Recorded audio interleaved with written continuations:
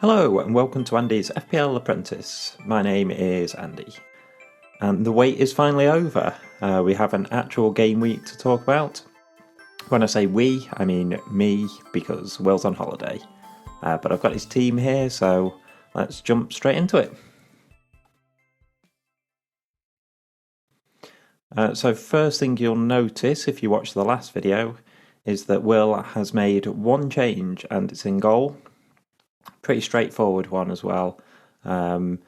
Since we recorded that video, Kasper Schmeichel has left Leicester, so it seems a pretty obvious change to make Ward your bench goalkeeper. But as it happens, Will's put him straight into the starting 11. Obviously only got him the 1 point. He had Sanchez sat on the bench with 4. I think for me, I'm probably still going to start Raya pretty much every week. I have Ward as well as my second choice, but we'll keep an eye on what Leicester's defence do. They were so poor last season, but they got a few guys back from injury, so I want to keep an eye on at least. Will's defence, he had Cancelo scoring well with 7, James as well with 7. They're both good picks just because they're bonus point magnets as well. Ben White with another clean sheet for him, and Robertson just the 1 point. Then in the midfield, Zaha just with 2 points.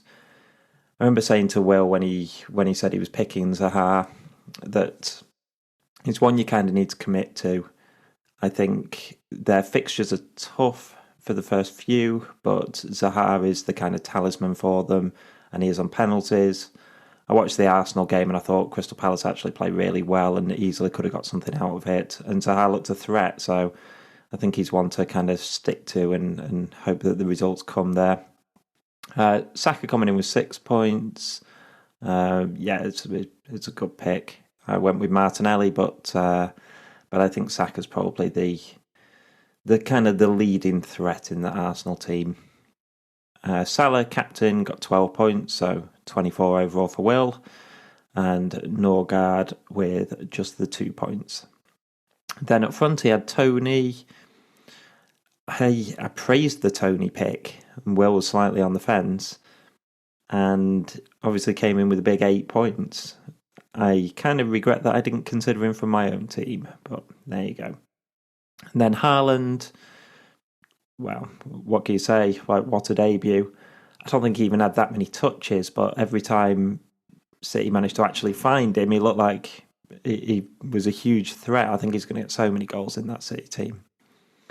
The bench, Sanchez already mentioned, but Anderson with 1 point. Again, actually thought he played really well. Could possibly get some assists from those sort of long raking passes as well this season. Souček, hard to judge off the City game because nobody really got forward for them and supported Antonio, but I do worry that Souček isn't the same player that he was 2 years ago where he was getting into the box and being a threat. But definitely want to keep an eye on for Will there. And then Rondon, obviously suspended for this game week. Will mentioned that he felt he was a good pick and people were ignoring him for that reason. I didn't think he'd get much game time, but actually with Calvert-Lewin injured and Everton looking kind of sterile up front, I mean, they might sign a striker, but if they don't, then Rondon may potentially get game time early on, so it might turn out to be an inspired pick. But overall, 76 points, just outside the top 500,000. That's a really strong game week. Moving on to my team, quite a few changes from the last video. I'll take you through the team. Raya in goal. Like I say, I'm probably going to start Raya almost every week, but you never know. Ward might get a game. 2 points from Raya. Moving on to the defence is the first change, which is Zinchenko coming in for Reece James for me. I was basically trying to free up some money, and I really liked Zinchenko as a pick. I had him in an earlier draft. I thought he played really well. Defensively, I feel like Zinchenko is somebody who can be who can be got at. I'm not saying he's the best left back in the league, but I think from an FPL point of view, I think he'll pick up loads of bonus points because he'll drift inside, he'll get in the ball a lot. Creatively, I think you'll see him put crosses into the box. The odd shot. He obviously got an assist in that game, but I think whether he's playing left back or in midfield, I think he could score a lot of bonus points. Two Liverpool defenders, a point apiece. Look, Liverpool played poorly, and I'm not worried at all about them not being good FPL picks. I think it's easy to knee-jerk when you have a maybe not quite as strong a start as you would have liked, but they're just great picks over the season, and yeah, there's no worries for me that they're not going to come good. Cancelo, similar to Zinchenko, just bonus point magnet. So yeah, really happy with him, and it was good to see he was getting forward the same way that he did last season. I don't think we're going to see too many changes there, even with City slightly changing their style, with obviously Haaland coming in. Midfield for me, Leon Bailey started. I don't think he influenced the game too much. He's an obvious one, I think, after maybe 3 or 4 game weeks to sort of assess. And if there's an area I can maybe downgrade in the team, then Leon Bailey's the one that could be upgraded. Also, Andreas Pereira, who's sat on my bench at the moment, I could see a situation where I bring him into the first team, but I'll talk more about him later. Salah, just doing Salah things. Mason Mount was the one that I brought in.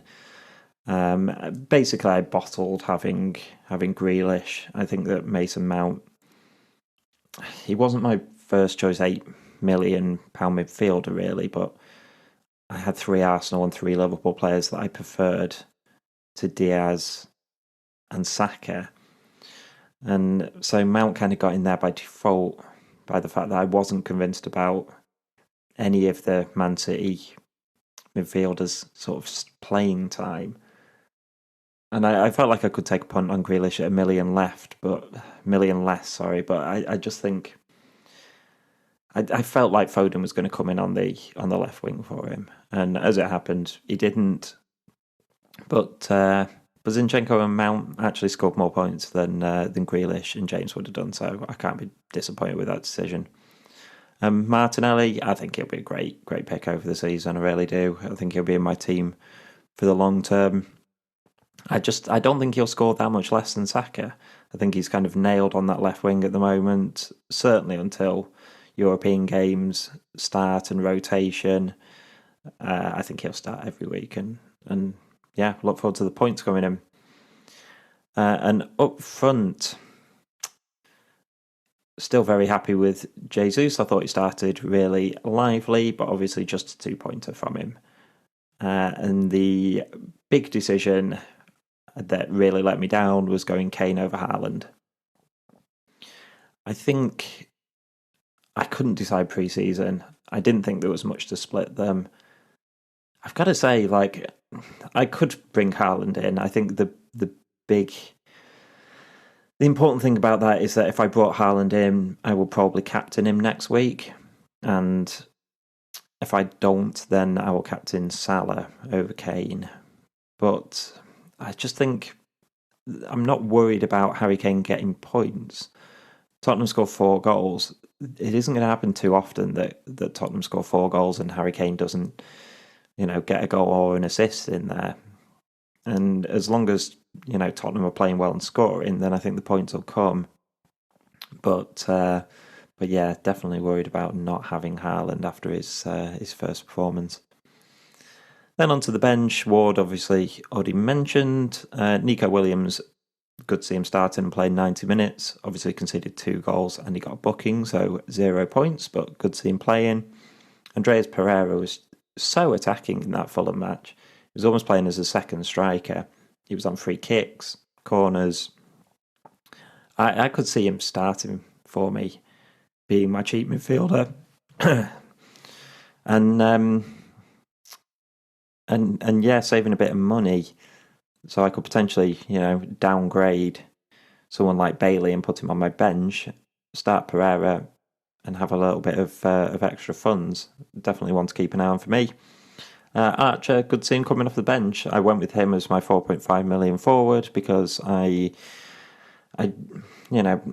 just from Gerrard's press conferences, he was very positive about him. Said he wasn't going out on loan. Said he was part of the first team squad. So I'm not expecting him to suddenly start for Villa, but I think at that price point, you're just happy to see him, involved in the first team.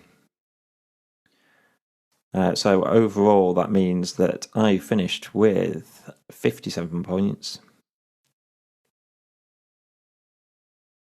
So overall, that means that I finished the game week with 64 points. That leaves me a whole 2 million in rank behind Will. Haaland was obviously the main difference maker there. So looking at next week, and there's not too much that I'm thinking about, to be honest. I would say 90% of the time I won't make a transfer in the first game week. I think you've set your team up with the players that you want and that you think will do well for the first. For me, I look at the first sort of 6 game weeks, and I don't think you get any information in that first game week that's going to massively make you rethink those decisions. I think players that did nothing, sort of like say Trent and Robertson, I think they're great FPL picks, and I think Kane's a great FPL pick, and I think Jesus looked really good. I still think he's a good pick, and all these players I'm confident will come good.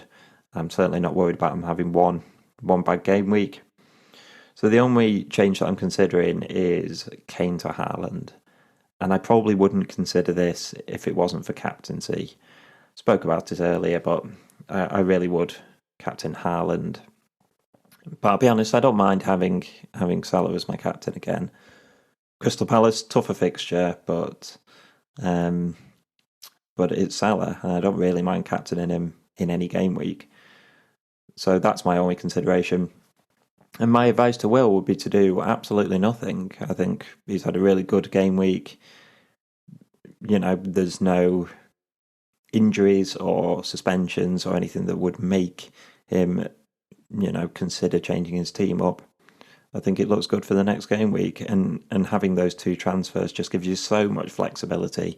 If there's a player that you want to jump on, you don't have to just swap like for like. You can then, take money out of the defence, put it in the midfield, put it in the strikers, whatever it is that you want to do. It just opens you up so many more options.